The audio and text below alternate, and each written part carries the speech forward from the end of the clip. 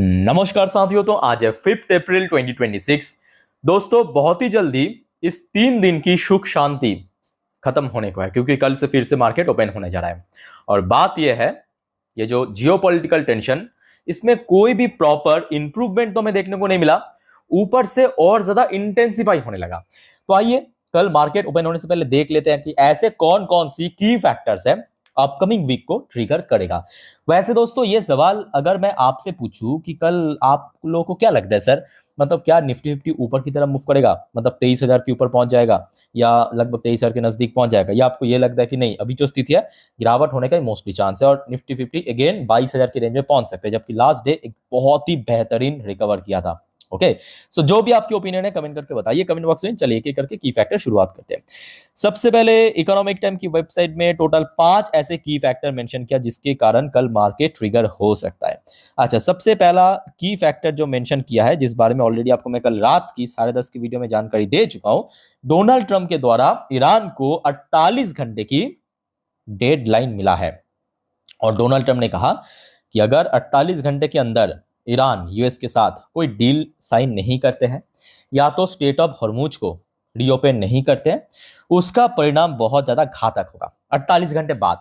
और ये 48 घंटा दोस्तों 6 अप्रैल को खत्म होने को है।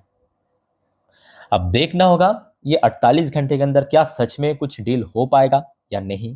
क्या स्टेट ऑफ हॉर्मुज, जिसको लेके प्रेजेंटली बहुत ज्यादा चर्चा चल रहा है, क्या वो फिर से रीओपन करेगा ईरान या नहीं। अगर ऐसा नहीं होता है तो 48 घंटे बाद उसका घातक परिणाम क्या होगा। चलो ये तो हम सबके ऊपर नजर आएगा और डेफिनेटली इस बारे में जो भी अपडेट मुझे मिल जाएगा मैं आपको तुरंत पहुंचाने की पूरा कोशिश करूंगा। बस आप चैनल को फॉलो करते जाइए। अच्छा, नेक्स्ट देखिए, एक तरफ जहां पे ये सब जियोपॉलिटिकल इश्यूज चल ही रहा है, दूसरी तरफ जो एनर्जी क्राइसिस या क्रूड ऑयल की प्राइस में लगातार गेनिंग, वो दोस्तों रुकने का नाम नहीं ले रहा है। बीच में थोड़ा बहुत ड्रॉप हुआ था, अराउंड 95 96 डॉलर पर बैरल पे पहुंच गया था, लास्ट वीक की बात है। पर जैसे ही फिर से डोनाल्ड ट्रंप के द्वारा थ्रेट देने लगा, लगातार गर्मा गर्मी बढ़ने लगा, अगेन जो ब्रेन क्रूड की प्राइस या क्रूड ऑयल की प्राइस 109 110 डॉलर पर बैरल पे पहुंच चुका है, जो कि ग्लोबल इन्फ्लेशन को बढ़ाने में पूरा मदद कर रहा है। सिर्फ भारत की बात मैं यहाँ पे नहीं कर रहा हूँ, ग्लोबल इन्फ्लेशन। और ग्लोबल इन्फ्लेशन जैसे बढ़ेगा क्या होगा, ग्रोथ रेट कम होगा, महंगाई बढ़ेगा, अल्टीमेटली नुकसान किसका होगा, आम जनता की नुकसान होगा। चाहे दुनिया के आप कोई भी कोने पे रहो, नुकसान तो होगा, क्योंकि आपको एनर्जी पर्पस तो ऑयल खरीदना है और ऑयल महंगा हो रहा है। समझ पा रहे हो ना। अच्छा, तीसरा फैक्टर मेंशन किया कि एफआईएस द्वारा जो एक्सट्रीमली सेल ऑफ चल रहा है, और ये फैक्ट है कि मार्च के महीने पे लगभग 1,22,000 करोड़ बेच के निकल गया। जस्ट इमेजिन कीजिए कि 1,22,000 करोड़ दोस्तों, ऐसे बहुत सारे सालों पे भी, मतलब पर ईयर पे भी एफआईएस बेचता नहीं है, यहाँ पे जस्ट अ सिंगल मंथ पे बेच के निकल गया। इस बारे में दोस्तों आगे भी हम चर्चा करेंगे, देखते जाइए। अच्छा, जो चौथा की फैक्टर मेंशन किया है आरबीआई द्वारा, देखिए ये फैक्ट है कि पिछले 2-3 दिनों पे हमने देखा कि भले ही एक तरफ आपके मार्केट वॉलेटाइल है, जियोपॉलिटिकल टेंशन बढ़ रहा है, क्रूड ऑयल की प्राइस बढ़ रहा है, बट स्टिल इंडियन करेंसी की वैल्यूएशन में बहुत ज्यादा इंप्रूवमेंट हुआ है, मतलब वैल्यू गेन किया। तो इसके पीछे मेन कारण क्या है कि आरबीआई ने कुछ ज्यादा ही फॉरेक्स रिजर्व को यूटिलाइज कर रहा है। और रिसेंटली हमने देखा भी है डेटा के अनुसार कि पिछले बैक टू बैक 4 हफ्तों से भारत की जो फॉरेक्स रिजर्व, वो दोस्तों रैपिड ड्रॉप हो रहा है। तो साफ सुथरा यहाँ पे हिसाब है, आरबीआई यहाँ पे बेच रहा है ताकि इंडियन करेंसी की वैल्यूएशन स्टेबल रहे। अच्छा, पांचवा फैक्टर मेंशन किया कि वीक टेक्निकल सेटअप, और ये भी फैक्ट है, पिछले कुछ टाइम से गिरते गिरते आज की डेट में जो टेक्निकल अगर हम बात करें, मार्केट बहुत ज़्यादा वीक जोन पे भी है और कहीं ना कहीं बेयरिश सिग्नल भी मिल रहा है। सो लेट्स सी क्या होता है। तो ये कुछ की फैक्टर मेंशन किए इकोनॉमिक टाइम की वेबसाइट में। अच्छा, उसके बाद दोस्तों आ जाइए, कल याद रखना 6 तारीख को भारत की एक बहुत इंपॉर्टेंट इकोनॉमिकल डेटा आउट होगा, सर्विस पीएमआई डेटा। ठीक है। अच्छा, सर्विस पीएमआई डेटा की जो फोरकास्ट है एक बार मैं आपको दिखाना चाहता हूँ। कल आउट होगा, ये देखिए 6 तारीख को। ठीक है, 6 तारीख को आउट होगा सुबह 10:30 पे। आते मैं आपको इन्फॉर्म जरूर कर दूंगा। जो फोरकास्ट आया है आपके 57.2, मतलब प्रीवियस जो था 57.2, लगभग उसी रेंज के आसपास हो सकता है। अब बात यह है कि रिसेंटली हमने मैन्युफैक्चरिंग पीएमआई भी देखा, मैन्युफैक्चरिंग पीएमआई बहुत हद तक इस बार खराब रहा। तो अगर सर्विस पीएमआई भी खराब रहा तो मे बी कल ड्यूरिंग मार्केट पे उसका इम्पैक्ट पड़ सकता है, ठीक है। अच्छा, दूसरे बात देखिए, यूएस की जो सर्विस पीएमआई डेटा ये ऑलरेडी आउट हो चुका था। एक्चुअली मैं देना आपको भूल गया, मतलब फ्राइडे के दिन, जिस दिन आपके गुड फ्राइडे की वजह से मार्केट क्लोज था, 3 तारीख को आउट हुआ था यूएस की, ठीक है। सो प्रीवियस मंथ पे यूएस की जो सर्विस पीएमआई था, नोट करना 51.7, फोरकास्ट रहा था इस बार 51.1 की, बट एक्चुअल डेटा बहुत ही खराब रहा। क्योंकि देखिए, ये जो पीएमआई कैलकुलेट कैसे करते हैं पता है, पीएमआई मतलब अच्छा है या खराब है, याद रखना 50 को एक मिडिल पॉइंट मान के चलते हैं। अगर 50 कोई भी देश की अगर पीएमआई डेटा, चाहे सर्विस हो, मैन्युफैक्चरिंग हो या कुछ और हो, अगर 50 के ऊपर है तो मतलब बेहतर है, अच्छा है, सब कुछ अच्छा चला। 50 से जितना ऊपर होगा उतना बेहतर। 60 है तो बहुत बढ़िया, 58 है तो बहुत शानदार, ठीक है। अगर 50 के नीचे है तो मतलब भाई कुछ ना कुछ गड़बड़ है, उसके ऊपर काम करने की आवश्यकता है उस देश की सरकार को। तो जैसे कि आप देख सकते हो कि यूएस की इस बार जो सर्विस पीएमआई 50 के नीचे आया, बिलो 50, 49.8 के आसपास, ठीक है। तो ये रहा आपके लास्ट डे की डेटा, मतलब फ्राइडे, जबकि उस दिन मार्केट क्लोज था। अच्छा, बाकी बात करें बृहस्पतिवार के दिन यूएस मार्केट कहाँ पे क्लोजिंग ऑलरेडी आपको दे चुका हूँ, बस रफली आप देख लीजिए। डॉ जोन्स में भी हल्का फुल्का कमजोरी था, नैस्डैक में भी वही थोड़ा बहुत एवरेजली क्लोजिंग दिया, कोई बहुत बड़ा इसमें गेनिंग वगैरह नहीं था। क्रूड ऑयल की प्राइस की अपडेट भी ऑलरेडी दे चुका हूँ, $109 पर बैरल। बट इस रफ्तार से अगर इस वॉर की इंटेंसिटी बढ़ गया तो मे बी कल और 1.5-2% ऊपर भी ओपन हो सकता है। अच्छा, इंडियन करेंसी की वैल्यूएशन पे हमने देखा काफी हद तक ठीक ठाक है, बिकॉज ऑफ आरबीआई लगातार जो फॉरेक्स रिजर्व की यूटिलाइज कर रहा है। अच्छा, उसके साथ साथ दोस्तों एक बहुत ही शॉकिंग डेटा मैं आपको दिखा रहा हूँ। देखिए, अभी अप्रैल महीने की सिर्फ 2 ट्रेडिंग सेशन खत्म हुआ, सिर्फ 2। मतलब आपके एक हो गया आपका 1 अप्रैल और 2 अप्रैल, ठीक है। 3 अप्रैल तो मार्केट क्लोज था आपके गुड फ्राइडे की वजह से। तो सिर्फ 2 ट्रेडिंग सेशन में कैन यू इमेजिन कि एफआईएस ने 19,837 करोड़ बेच के निकल गया। एवरेजली अगर हम बात करें, मतलब इसका जो एवरेज है 10,000 करोड़ करके बेचा है, अप्रोक्सीमेटली 10,000 करोड़ से थोड़ा कम, वही 9,900 समथिंग के आसपास। बट समझ पा रहे हो ना, मतलब किस रफ्तार से बेच रहा है। तो अल्टीमेटली अगर हम बात करें, ये वॉर दोस्तों जितना एक्सटेंड होगा, जितना खींचता जाएगा, उतना ही मार्केट के लिए भी अच्छा, मार्केट के लिए भी बुरा है, इकोनॉमिक पॉइंट ऑफ व्यू से भी बुरा है, और ग्लोबल पॉइंट ऑफ व्यू से भी बहुत बुरा है, ठीक है। अब देखना होगा कब तक खत्म होता है, क्योंकि आज की डेट में बहुत सारे और भी इशू हो चुका है। इगोइस्टिक वॉर चल रहा है, एक काइंड ऑफ आप कह सकते हो कि मतलब ये पक्ष बोल रहा है कि नहीं मैं तो ये तो करके रहूंगा, दूसरे पक्ष कह रहा है कि आप देखिए हम भी नहीं छोड़ेंगे, इस प्रकार की माहौल बना है, ठीक है। So let's see. अच्छा, बाय द वे, कल रात से लेके अभी तक, मतलब अब दोपहर तक बहुत सारी इंपॉर्टेंट जानकारी मिला मार्केट के बारे में, चलिए उसके ऊपर लेके चलता हूँ। और उसके पहले दोस्तों आप सभी को रिक्वेस्ट करूंगा, वीडियो अच्छे लगे तो प्लीज वीडियो को लाइक करना, चैनल को सब्सक्राइब करके दोस्तों जरूर रखना ऐसी इंफॉर्मेटिव वीडियो हमेशा हर रोज पाने के लिए। और दोस्तों आज रात की जो 10:30 की वीडियो आएगा इस चैनल पे, जिस पर हम नेक्स्ट डे मार्केट प्रेडिक्शन, मतलब कल मोस्ट इंपॉर्टेंटली सोमवार मार्केट किस तरफ खुल सकता है, किस तरफ मूव कर सकता है। मान लीजिए कि कल गिर गया तो कहाँ पे सपोर्ट मिलेगा, निफ्टी 50, बैंक निफ्टी अगर ऊपर रिकवर किया कहाँ पे रेजिस्टेंस मिलेगा, कहाँ पे नियर टर्म बेस पे टारगेट है निफ्टी बैंक निफ्टी। ये आज पूरे दिन शेयर मार्केट की सारे वाइटल अपडेट मैं आपको दे दूंगा आज रात की 10:30 की वीडियो में या 12 बजे की वीडियो में।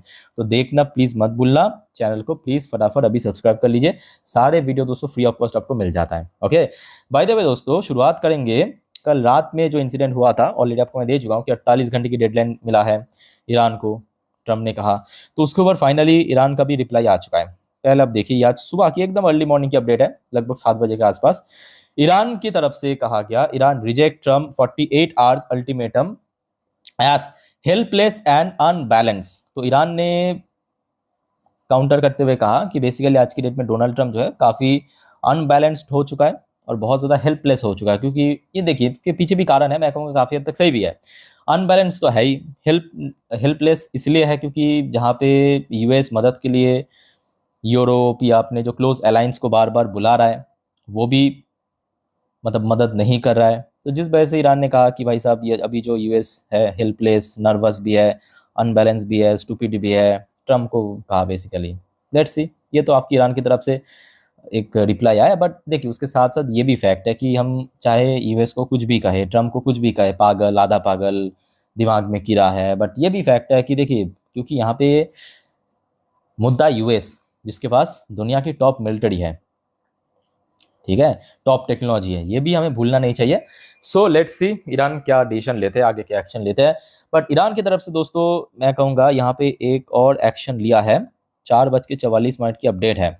ओमान और Iran hold Hormuz talk as Trump 48 hours deadline looms. तो ईरान दोस्तों अभी लग रहा है कि ये थ्रेट आने के बाद थोड़ा सा तो सीरियसली लिया है, चाहे आप कुछ भी कहें, क्योंकि देखिए, क्योंकि ट्रम्प 48 घंटे बाद अगर नहीं सुना तो कुछ भी कर सकता है, बहुत बुरी स्थिति भी हो सकती है। क्योंकि ऑलरेडी हमने देखा ईरान की जो सीमेंट प्लांट, कुछ न्यूक्लियर पावर प्लांट, वहाँ पे ऑलरेडी हमला किया। अगर 48 घंटे में भी कुछ नहीं हुआ तो मे भी इंफ्रास्ट्रक्चर डैमेज कर सकते हैं, जो कि ईरान के लिए भी इकोनॉमिकली काफ़ी नुकसानदायक होगा। अब दोस्तों यहाँ पे आप कहेंगे कि अचानक ओमान बीच में कैसे आ गया।